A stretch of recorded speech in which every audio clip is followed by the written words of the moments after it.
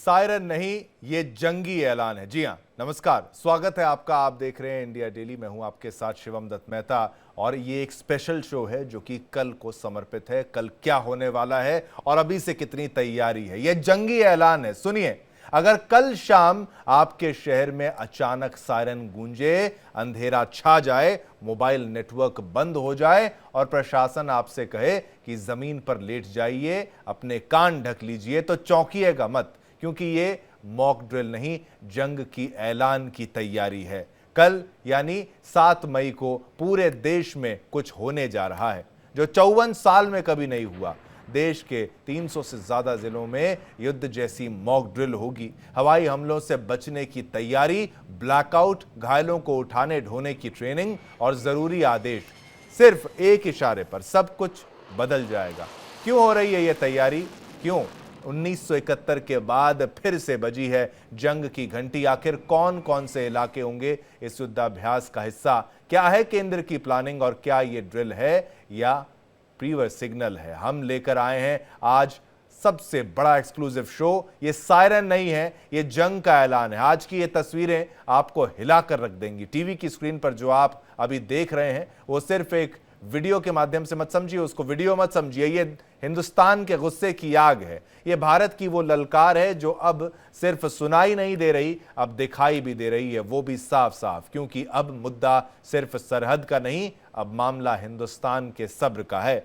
हम इसी मुद्दे पर खास मेहमानों के साथ चर्चा करेंगे और इन्हीं सवालों के जवाब तलाशेंगे। कुछ ही पलों में हमारे साथ मेहमान भी जुड़ेंगे, लेकिन ये तस्वीरें एक बार आप अच्छे से देख लीजिए। जो जम्मू की तस्वीर देखिए, ये नागपुर की तस्वीर देखिए, ये दिल्ली की तस्वीर देखिए, ये मुंबई की तस्वीर देखिए, साथ साथ जयपुर, जैसलमेर, श्रीनगर, जोधपुर और साथ ही साथ ये पुणे की भी तस्वीर देखिए, नौशेरा की तस्वीर देखिए। तो पूरे भारत में हर जगह ये ड्रिल की तैयारी है और हर कोई यहां पर अलर्ट मोड पर है। हर कोई यहां पर तैयार है कि कल को अगर कुछ हो तो उसके लिए तैयारी कैसे करनी है। ड्रिल की तैयारियां यहां पर पुरजोर तरीके से की जा रही हैं। चलिए, हमारे साथ मेहमान कुछ जुड़ेंगे, उनके पास हम जाएंगे, लेकिन ये तस्वीरों के माध्यम से आप समझिए कि कैसे ये तैयारी है। छोटे छोटे बच्चे आप देख रहे होंगे, ये जम्मू की तस्वीर है। जम्मू की तस्वीर में देखिए बच्चे कैसे यहां पर बेंचेस के नीचे वहां पर छुपे हुए हैं और छुप के वो तैयारी कर रहे हैं कि अगर कोई हवाई हमला होता है तो उन्हें क्या करना चाहिए। नागपुर की ये तस्वीर भी आप देखिए, जहां पर पुलिस और सिविल साथ साथ पैरामिलिट्री की जो ये फौजी हैं वहां पर मौजूद हैं। और दिल्ली की भी ये तस्वीर देखिए, जहां पर दिल्ली पुलिस और पैरामिलिट्री एक साथ हैं। फिर एक तस्वीर मुंबई की, महाराष्ट्र की तस्वीर, जहां पर पूरे अपने गियर के साथ यहां पर हमारे मुंबई पुलिस के जवान जो हैं वहां पर तैनात हैं। जयपुर की भी तस्वीर और तमाम वो तस्वीरें आपके सामने। मैं स्वागत करना चाहूंगा, हमारे साथ इस वक्त अहम मेहमान जुड़ चुके हैं। हमारे साथ इस वक्त वेद भूषण जी हैं, रिटायर्ड एसीपी दिल्ली पुलिस के। आपका शुक्रिया, आपने अपना कीमती समय निकाला। मेजर आशीष चतुर्वेदी जी, रिटायर्ड रक्षा विशेषज्ञ, आपका बहुत बहुत धन्यवाद सर, आपने अपना समय निकाला।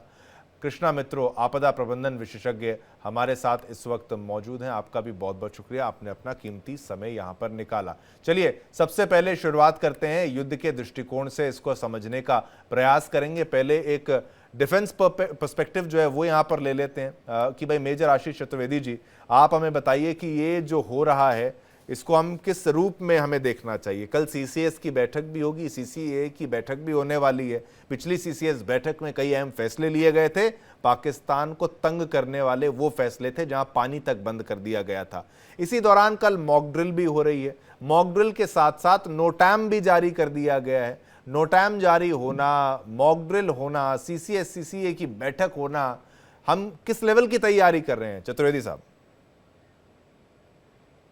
देखिए, जब भी कोई देश किसी तरीके की जंग में जा रहा होता है तो बहुत सी तैयारियां जो हैं वो आवश्यक हो जाती।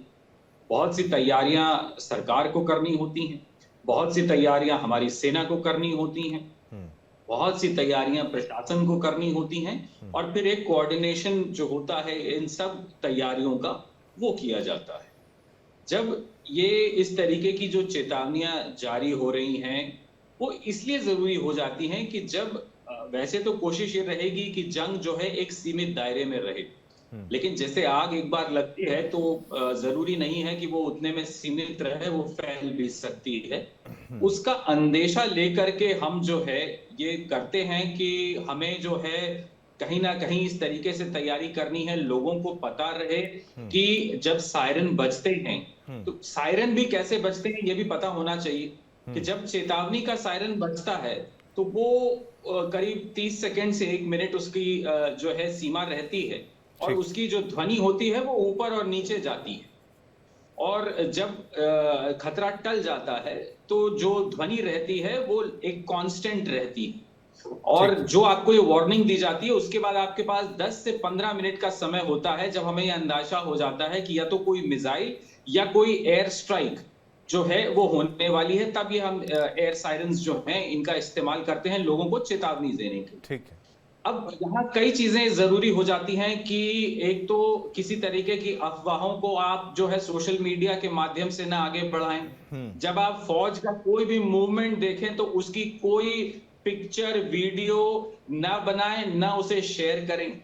थोड़ा आप चौकन्ना रहें, थोड़ा फर्स्ट एड की जो जानकारी है उससे आप वाकिफ रहें। यदि कहीं कोई घटना घटती है आपके निकट तो लोगों की मदद करें। वैसे ये ज्यादातर चीजें जो हैं ये जो हमारी सीमा से जो निकटतम जगहें होंगी वो प्रभावित ज्यादा होती हैं। बिल्कुल। अंदर तक प्रभाव उसका कम ही आने की अंदेशा होता है। बिल्कुल। तो ऐसी स्थिति में एक हम तैयारी कर रहे हैं एक ऐसे माहौल के लिए, अपने देश को और अपने देश की जनता को भी हम तैयार कर रहे हैं कि जो आने वाले समय में यदि ऐसी परिस्थितियां बनती हैं तो उसके लिए हमें क्या क्या करना होगा, और हमें एक जिम्मेदार नागरिक बनना है, और हमारी जिम्मेदारियां क्या होंगी, और हमें कैसे इन चीजों से डील करना है। बिल्कुल। उसके लिए वो गाइडलाइंस जो हैं जो मेजर ब्लैकआउट की साहब दी एक जाती एक हैं कि आप जो आ, है जब बिल्कुल आप आदेश दिया आगे जाए तो बताएं, बिल्कुल आप बंद कर आगे दें। बताएं। इस तरीके की चीजें जो हैं हाँ वो हाँ हाँ। सबके जान माल के बचाव के लिए। मेरा एक प्रश्न मेजर साहब आपसे ये है कि भाई कैसे ये सायरन को जो ऑपरेट किया जाएगा, क्योंकि ये सिविलियन क्षेत्रों में होगा।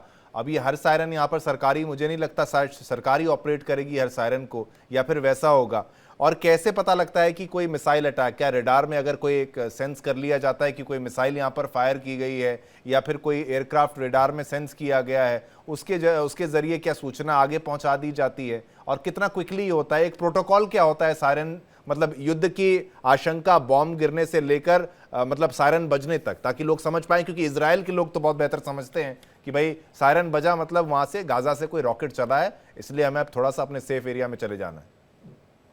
जी बिल्कुल, मैंने कहा जैसे कि जो आपका पहला सवाल था कि ये पता कैसे चलेगा, पहले तो ये सैटेलाइट्स के थ्रू आपको पता चलता है। फिर आपके जो अर्ली वार्निंग सिस्टम यानी एवैक्स जिसे हम कहते हैं उसके थ्रू आपको पता चलता है, और रेडार्स होते हैं जो आपको ये सूचना दे देते हैं। जैसे कोई मिसाइल कहीं से लॉन्च होगी या एयरक्राफ्ट टेक ऑफ करते हैं तो उनका हीट सिग्नेचर होता है, जो सैटेलाइट जो है वो पिक कर लेती हैं कि कहां से जो है पाकिस्तान की एयर स्ट्रिप से कोई मिसाइल लॉन्च हो रही है, या उनके एयर स्ट्रिप से कोई फाइटर एयरक्राफ्ट या बॉम्बर जो है वो टेक ऑफ कर रहे हैं। तो ऐसी कोई भी चीज जैसी होगी वो आपको अंदेशा हो जाता है कि ये किस तरफ आने की प्रोबेबिलिटी बन रही है, किस तरफ किस रूट में आ रहे हैं। तो उधर से जो नजदीकी इलाके होंगे, ये मान के चलिए कि 10 से 15 मिनट का समय जो होता है वो पर्याप्त समय होता है। इतने में वो आपको सूचना मिल जाएगी कि यहाँ पे एयर स्ट्राइक, एयर रेड किसी तरीके की होने जा रही है। तो वो उस माध्यम से, और आजकल तो खैर एसएमएस भी हैं और आपका व्हाट्सएप है और न्यूज चैनल्स हैं, इनके थ्रू भी जो है वो कम्युनिकेट कर दिया जाएगा। मुझे लगता है कि केवल सायरन पे डिपेंड नहीं रहेगा, बाकी लोग जो नहीं जानते हैं वो इमीडिएटली मोबाइल के थ्रू या सोशल मीडिया के थ्रू इस तरीके से आप उस इंफॉर्मेशन को आगे पास ऑन कर सकेंगे। और जैसे मैंने सायरन का बताया था कि जब वार्निंग होगी तो वो पिच जो है ऊपर और नीचे जाएगी, और जब खतरा टल जाता है या लगता है कि यहाँ पे नहीं आएगा कहीं और जा रहा है, तो जिस जगह पे हम लोगों को ये संदेश देना होता है कि ऑल ओके है, तो सायरन एक कंटिन्यूअस पिच पे ही रहेगा, उसमें वॉल्यूम ऊपर नीचे नहीं होगा। ठीक है, बिल्कुल ये बात बिल्कुल समझ में आई कि अगर युद्ध का उतना खतरा नहीं है कि भाई खतरा टल गया है, तो एक कांस्टेंट ध्वनि जो है वो चलेगी और ऊपर नीचे रहेगी 30 सेकंड से लेकर 1 मिनट तक, अगर कोई यहाँ पर अंदेशा है कि कोई मिसाइल है या फिर कोई हवाई हमला यहाँ पर होने वाला है। कृष्णा मित्रो जी भी हमारे साथ हैं, वेदभूषण जी भी हमारे साथ हैं। लेकिन चलिए अब पुलिस को, क्योंकि दिल्ली में भी हलचल मच चुकी है और दिल्ली पुलिस भी एक्टिव है, मीटिंग्स का दौर है, दिल्ली में काफ़ी यहाँ पर ड्रिल्स जो होंगी वो होंगी। पुलिस का रोल देखिए, बिल्कुल ये समझना चाहिए वेदभूषण जी, फौज बॉर्डर पर लड़ रही है, बीएसएफ बॉर्डर पर लड़ रही है, लेकिन इंटरनल सिक्योरिटी और जम्मू कश्मीर में तो कहूँगा कि काउंटर टेररिज्म ऑपरेशंस में तो पुलिस भी वहाँ पर शामिल होना पड़ता है। तो कोई बहुत फर्क नहीं मुझे लगता कि रोल में होने वाला है, लेकिन ज़्यादा चुनौतियाँ मुझे लगता है पुलिस को होने वाली हैं। अगर कोई ऐसा खतरा आता भी है या फिर ड्रिल्स की जाती हैं, कोई आपदा होती है, तो मुझे लगता है कि अब युद्ध लेवल पर पुलिस को भी अलर्ट कर दिया गया है कि युद्ध हो सकता है, क्योंकि ये ड्रिल्स अगर हो रही हैं, ये कोई मजाक तो है नहीं, कुछ होने वाला है, तभी तो इसका अंदेशा है, तभी तो ये ड्रिल्स कराई जा रही हैं। जी शिवम जी, मैं आपकी बात से एग्री करता हूं। पुलिस का एक बहुत अहम रोल है इस समय के अंदर। दिल्ली पुलिस हो या किसी भी हिंदुस्तान की पुलिस हो, उसका तमाम का इसके अंदर रोल है। उसके अलावा तमाम जो सोशल डिफेंस है, सिविल डिफेंस है, हमारे दूसरे जो ऑर्गेनाइजेशंस हैं, उन तमाम की जिम्मेदारी, क्योंकि 71 के बाद, शायद आप उस टाइम पैदा नहीं होंगे, मैं भी बहुत छोटा था, तो हमें नहीं पता था कि इस तरह की चीजें आ सकती हैं। ये एक हम अपने आप को चेक कर रहे हैं, प्रिपेयर्डनेस अपनी चेक कर रहे हैं कि इन केस यदि इस तरह के रिटेलिएशन होता है, वहां से जो दुश्मन है उनके कोई फ्लाइट आकर यहां पर बॉम्बार्डमेंट करते हैं या इस तरह की स्थितियां क्रिएट होती हैं, तो कैसे आम जनता तक एक मैसेज पहुंचाया जाए। तो उसी प्रक्रिया के अंदर क्या उसमें हमें शॉर्टकमिंग्स रहेंगी, किस तरह से हम उनको ओवरकम कर सकते हैं, क्योंकि इसमें जो वार हमारे सीमा पर हमारे फौजी लड़ रहे हैं, और परंतु पूरा हिंदुस्तान उस समय फौज के रूप में होता, हर एक हिंदुस्तानी फौज की तरह काम करता है। तो उसकी जिम्मेदारी है कि किस तरह से ज्यादा से ज्यादा जो कैजुअलिटी हो सकती है उनको कैसे मिनिमाइज किया जाए,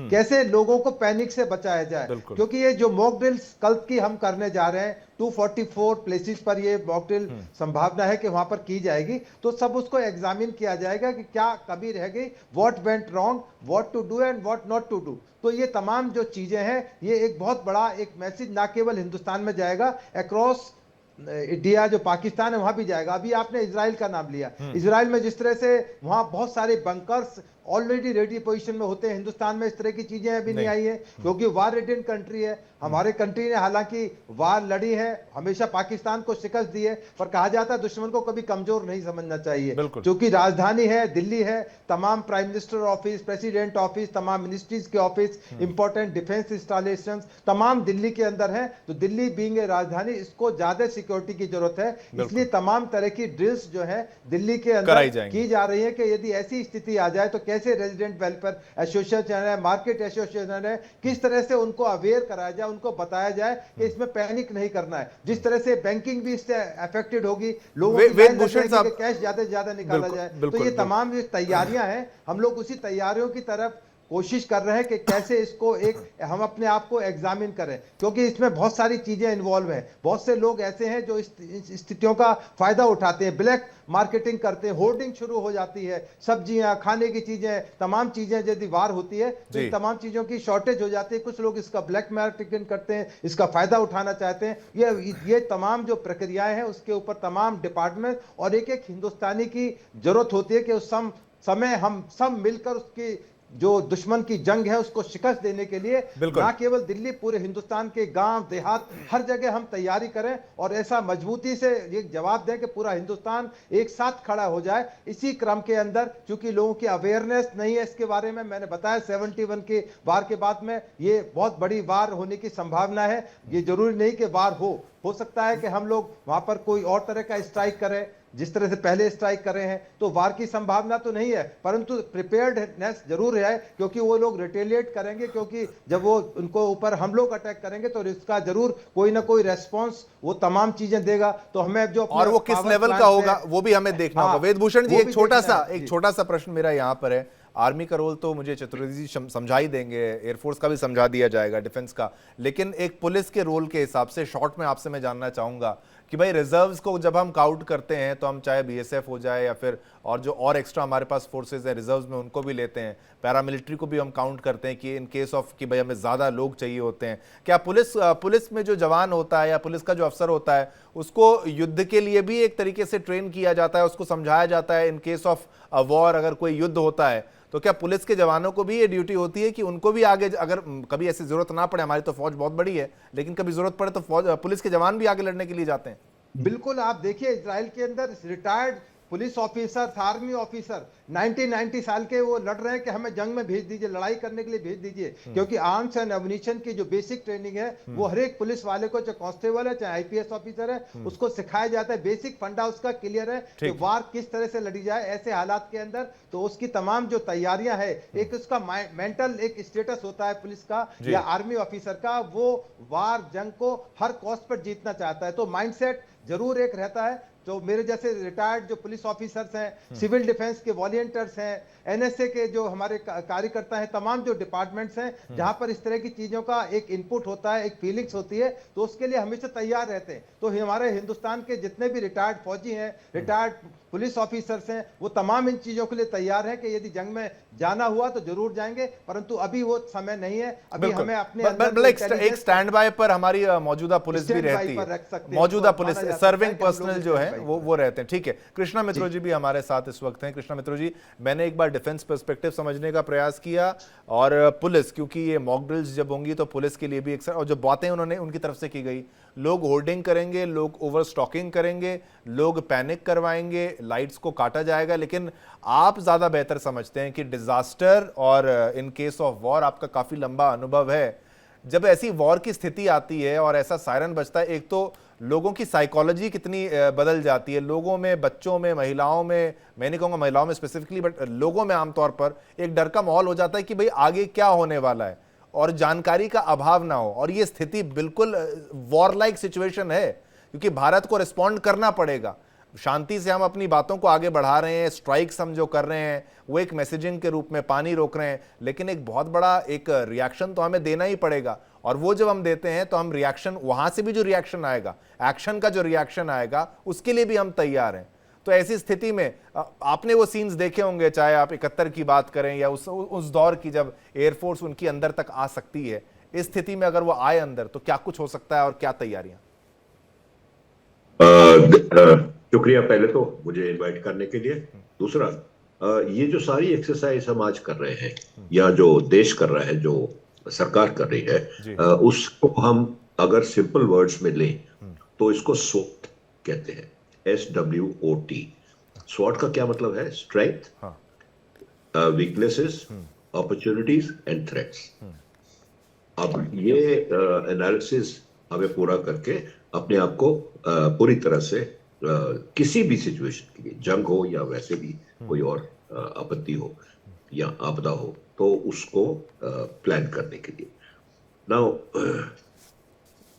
इसके बाद जो स्पेशल डिजास्टर मैनेजमेंट का जो प्रिंसिपल है जी, वो है plan, prepare, practice and lessons learned. सबसे पहले अगर हम प्लानिंग की बात करें तो ऐसी हालात में हमें चाहिए कि घर में या ऑफिस में हर एक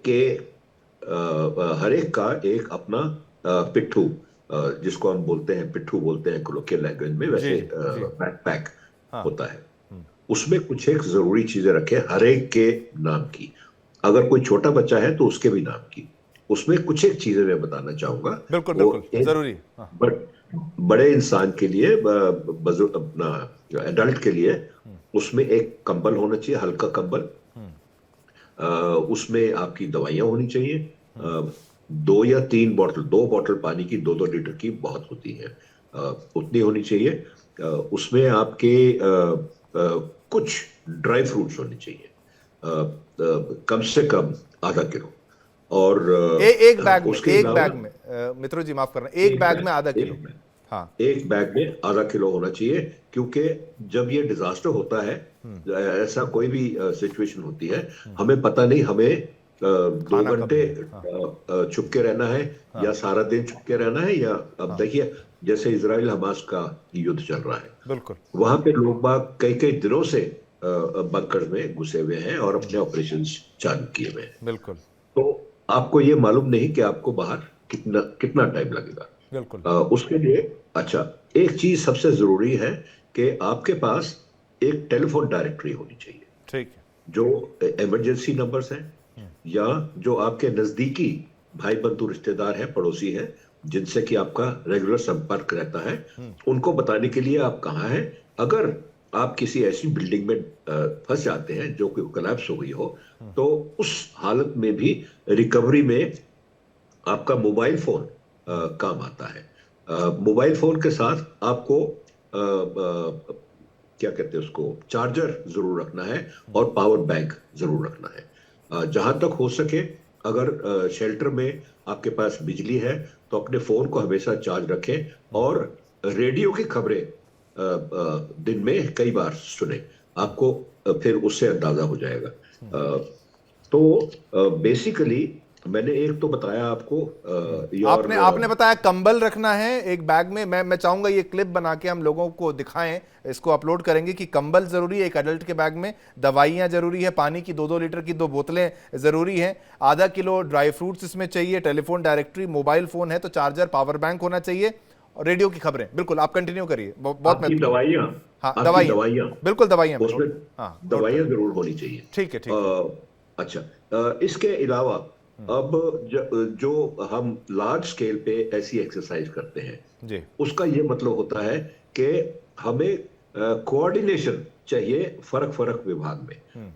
ऐसे सिचुएशन में ये नहीं होना चाहिए कि बीएसएफ अलग ऑपरेट कर रही है, लोकल पुलिस अलग ऑपरेट कर रही है, आर्मी अलग है, एयरफोर्स अलग है वगैरह। ठीक, इनकी सबकी कोऑर्डिनेशन जरूरी है। और इसको बोलते हैं इंसिडेंट कमांड सेंटर। इंसिडेंट मतलब जो कोई हादसा, जो कोई सिचुएशन होती है, तो नेचुरल या मैन मेड डिजास्टर कोई होता है, तो उसमें हम इंसिडेंट कमांड सेंटर सेटअप करते हैं। उसमें एक तो सारे जो स्टेक होल्डर्स हैं उनके रिप्रेजेंटेटिव्स होने चाहिए, up to date intelligence news and up to date news of your food stocks, your arms and ammunition stock, your medicine stock, दवाइयों का स्टॉक। ये कब कब कितना कितना कहाँ कहाँ चाहिए डिपेंड करता है कि आपके पास कितने लोग हैं, कितने डिस्ट्रिक्ट में कितने लोग हैं और कहाँ से मदद आनी चाहिए। नाउ कम्युनिकेशन, ऐसी सिचुएशन में कम्युनिकेशन बहुत ज्यादा जरूरी है और देखा गया है कि कई बारी बिजली फेल हो जाती है। इसलिए मैंने कहा कि आपका एक तो पावर बैंक होना चाहिए मोबाइल फोन के लिए, कमांड सेंटर के लिए आपके पास स्टैंड बाय कम्युनिकेशन सिस्टम जरूर होना चाहिए। अगर आपके पास लैंडलाइन है या मोबाइल फोन है, ये तो दो तो हो गए, लेकिन अच्छे बड़े किसी कमांड सेंटर में ये सैटेलाइट फोन्स वगैरह भी बहुत काम करते हैं। ठीक है। सबसे बड़ी चीज आती है, हमें अपने वॉलंटियर्स को इकट्ठा करके रखना है, उनको बाकायदा ट्रेनिंग देनी है और उनको समझाना है कि कैसी आपदा हो, तो कैसी आपत्ति हो तो आप क्या करेंगे। इसके अलावा जो हर एक इंडिविजुअल सिटीजन है, नागरिक है, उनको बार बार करके ये मॉक ड्रिल के जरिए से सिखाना चाहिए कि हर एक इंसान कोई क्या करेगा, कैसे करेगा और कैसे वो कहते हैं कि the best help is at the end of your arm. सबसे तेज और अच्छी जो हेल्प मिलेगी वो आपको अपने बाजू के एंड में, आपके हाथ से ही मिलेगी। वो बाहर वाले या सरकार की जो रिसोर्सेज है वो आपके पास बाद में आएंगी। सबसे पहले आपने अपना देखना है। उसमें क्या है कि आपने एक तो अपनी जान बचानी है, अपनी और अपने पास जो लोग हैं उनकी, घर पे हैं या घर पे, ऑफिस में है तो ऑफिस में। फिर जान माल की सुरक्षा, ये भी बहुत जरूरी है। अब जान माल की सुरक्षा हम कहां तक कर सकते हैं, हर एक आदमी को ये मालूम होना चाहिए कि मैंने कौन सी चीज को सिक्योर करना है। ठीक। उसके बाद एस्केप जरूरी है, उसकी प्रैक्टिस जरूर होनी चाहिए।